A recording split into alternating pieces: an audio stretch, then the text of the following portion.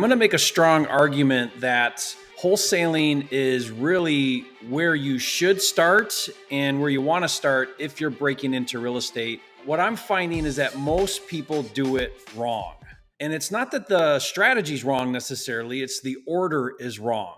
It's a timing thing. They're really misaligned on their timing. I want to talk about this idea around the speed of money. I first learned this from my friend Chris Rude, but I really love this idea that there are different speeds of money. And so first, let's start with fast speed. Fast speed would be where you're earning money in under 30 days. This is usually active income strategies. In real estate, this would be wholesaling because you get in, you get out, ideally in 30 days or less, you make $10,000 or more, but it's a very fast strategy. Then you get into medium speed money. This would be kind of the next level. This is 6 to 12 month turns, so you're doing something today, you see the results, or you get paid for that in 6 to 12 months. This is flipping. Usually these are value add type projects like a fix and flip, and you're making 40, 50, 60 or more on a deal. It's a medium speed. And then you have your slow speed strategies, and this is your long-term stuff. This is your passive income. This could be rentals. It could be what I like, private money lending. But this is where you're getting that mailbox money. It's trickling in. You do the work up front. You own these assets, and it's mailbox money, right? You get this money coming in every single month. And the mistake that a lot of people make is they just get all out of order. Most people jump into slow speed. They read the Purple Bible, Rich Dad, Poor Dad, and they buy into this idea that once my cash flow exceeds my living expenses, I'm free. And then they quickly learn that it was a lie, that those rentals are actually work, and not only work, but a headache and stress. So it ends up being not what they thought. And that little bit of cash flow they're earning isn't meeting their goals. And they find that they've got these rentals, but they're still having to go out and somehow figure out how to create active income. I like to think about a high school analogy. Freshman year in real estate really should be wholesaling. It's learning how to transact. It's learning how to find deals, analyze deals, recognize the process. Sophomore year is like fix and flip. Now you're ready for some risk. You're ready to take on some capital, ready to get in some deals, but you're still not holding those assets. You're turning them. Junior year might be rentals. And then senior year would be development, commercial, some of these big plays that you can do. And senior year is also where you can start to really create the tax advantages, the passive income. But I really feel like you should follow this order for the most part. Another way to think about this is you're using your legs, right? You guys have all heard this analogy: crawl, walk, run, sprint. So crawling would be wholesaling, walking would be flipping, running might be rentals, sprinting might be development and commercial. So success, in my mind, really does come down to the right strategy in the right order at the right time. This is where I think you should be focusing on earning that massive income first and then passive income second, or later when it's more appropriate. What that really means to me is you need to create what I call a printing press or an ATM machine, a model that is going to create a lot of income very quickly. So if we go back to this speed of money idea, what I think is in year one, the initial phase of this business on fast speed income. Quit the job and go in full time. It's going to pad the bank account. It's going to fund all your other endeavors. Nothing beats having a lot of money in the bank account every single month. It just solves all your problems in life. Maybe not all of them, but the money problems, it solves all those problems. And so year one really should be focused on about 100% on fast speed. Year two, or phase two of your development or your business journey, could be maybe 80-20, 80% still fast speed, 20% now medium speed. And then maybe by year three or phase three, it looks like this: 70% fast, 20% medium, and 10% slow. And as time goes on, you can developmentally move into the slower speed money.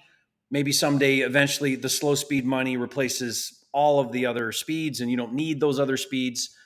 But I look at that fast speed money, I look at that model, wholesaling, I look at that as the gift that keeps giving, right? I look at that like the mother goose that lays the golden eggs. And even to this day, over 20 years after I got started in real estate, I put a lot of focus on the fast speed money, some focus on medium and some focus on slow, but I never lose sight that I've got to generate that fast speed money so that it can facilitate all the things that I want to do.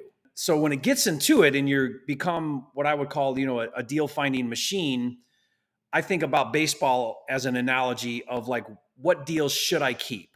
And to me, a single, a double, or a triple, wholesale those. Don't keep those. Somebody else has smaller margins than you do. Let them have that deal. Let them work really hard to make 20 grand on a flip or whatever. Pass those deals on to the next guy. Make the quick fee, get that fast speed money in. And then when you're ready and it's appropriate, remember timing, then the home run deals are the ones you keep. And those could be flips or those could be buy and holds that you want to hold on to. But be very, very selective. This is how I look at the business today. If it's a single, double, triple, I don't want to keep that thing. I want to wholesale it. But when that home run comes in, that deal of a lifetime that I love, I want to keep that deal and take that one on. Just to kind of put this in perspective, if you do just 3 deals a month that are wholesale deals and the average deal is 10,000, which is the bottom end of average, then that's $360,000 a year. And you can run a business like this, wholesaling 3 deals, averaging $10,000 a deal as a solo operator with very low overhead, even low marketing expenses, where you're taking home most of that in a business model. That's how wholesaling should look initially. Let's talk about this. Getting that first deal. I really want to talk about this proof of concept, getting that first deal, not losing sight that you are one deal away from the life of your dreams. It's not the one deal, it's the trajectory that you put yourself on.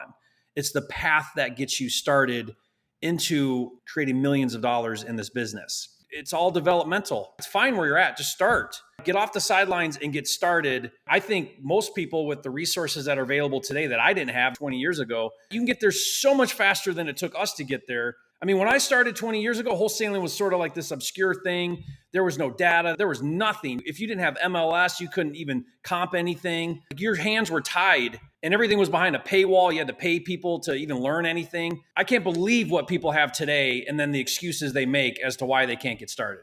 And so I want to share with you here this chart I created, or this blueprint.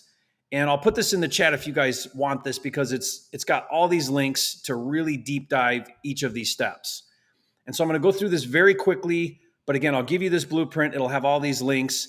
On these links, there's videos that expand on these topics. And then there's free resources that you can download absolutely for free. Step 1 is setting up your business. Get your LLC set up. Treat it like a real business, not a hobby. I find that if you set up a business, you get an entity in place, you open up a bank account, you get your EIN number, you do those things, you treat it like a real business and you take it seriously. Step 2 is going to be choosing your market. And this is something you have to get very clear about.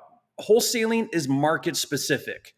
And you could choose your backyard market where you live and you close in person, you go on appointment, or you could choose a remote market. We call that virtual.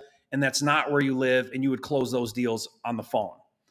And choosing your market, I think you need to think about, you want to be in a big enough of a market where you've got plenty of opportunity, minimum 500,000 population. That would be a metro market where you could drive anywhere in that range within an hour. You really want to also be in a halfway decent median home sale prices. So stay out of the low income markets. Those are very hard to hit any kind of margins in your business. Step 3 is to generate leads. This is really what matters the most, I think, is generating leads. Like I said earlier, you want to become a deal finding magnet. When you think about finding deals, there are 3 types of lead gen. There's free methods, low cost methods, and there's high cost methods. And really to think about this, think about outbound marketing and inbound marketing. Outbound marketing is where you're going to get free things. That could be door knocking. It could be driving for dollars, where you drive around looking for deals, or it could be agent outreach. Those are some of your top outbound marketing methods. Cheap might be cold calling and texting. That's very inexpensive. Expensive is going to be where you're running ads now and you're starting to move into inbound marketing where they're contacting you. This could be Facebook ads, direct mail, TV, radio. This could be SEO. It could be pay-per-click, which is Google ads. It could be pay-per-lead, PPL, which is a done-for-you lead generating service. Once you generate those leads, then you got to move into calculating an offer price. Now, I developed a calculator. I'll give this to you for free. It's really great. You don't even have to figure out comping and after repair value. You don't have to try to figure out what the repairs are. It basically just runs this algorithm and it takes the values off of Zillow, Realtor, and Redfin, and it averages those out. It takes percentages, factors in your profit, and it gives you a number, and it does it all instantly. I found this to be very, very effective to get your offer price very quickly. Once you've got your offer, you've got to make the offer. And making the offers is where everybody kind of falls by the wayside. If you're not putting a number in front of a seller or an agent every single day, you're not doing deals. You've got to be able to present these offers and do it in a succinct way. And so I've got some resources there for making those offers. Step 6 is going to be executing the contract with that seller. And again, I've got contracts that I'll give you for free. I fine tune them with lawyers every single year. I add to them, I update them constantly so that they're, relevant to the market and what's going on in the marketplace. So you want to be able to execute that. Again, resources on getting those for free, how to fill out the paperwork. Step 7 is then to open escrow. Once you've got an executed contract, you want to open escrow. I've got a resource there all about how that works, the title process. I recommend at this step also is where you implement a transaction coordinator. They're going to keep all the parts together. They're going to coordinate between seller, between your buyer, between title, keep the glue together so stuff doesn't fall apart at the last minute. So step 7 is opening escrow. Step 8 is then you need to find your buyer. I break down multiple methods to find buyers. We even give away a free cash buyer directory where you can get free cash buyers. We pull all of this data and, so that's a resource that you can get to as well. Once you find your buyer, then you got to execute your assignment contract with that buyer. Again, give you that for free, show you how to fill that out so that you can get that buyer under contract. And step 10 is the best part of all. That's where you're going to close and get paid and make your fee on the deal. A couple thoughts here as we wrap this up. Success really does come down to, these 3 things. And this is where I see wholesalers either make it or break it. The wholesalers I know that start out and they find success relatively quickly. They go on to build successful multi-million-dollar businesses. They understand the consistency and the work entailed every single day. If you do these 3 things every day, which is 1, generate quality leads, 2, talk to sellers or agents every single day, and 3, make offers every single day. If you do those 3 things on a daily basis, you are very quickly in the money. You are very quickly doing 1 deal a month, 2 deals a month, 3 deals a month, 5 deals a month, and so on. This is what makes the best wholesalers out there, is they are consistent. And I think about it like this. It really comes down to making offers, because until you put an offer in front of a seller or an agent, nothing else matters. All the rest of it is just busy work. It all leads up to the offer. Because until you put an offer in front of somebody, you don't give anybody the opportunity to say yes or no.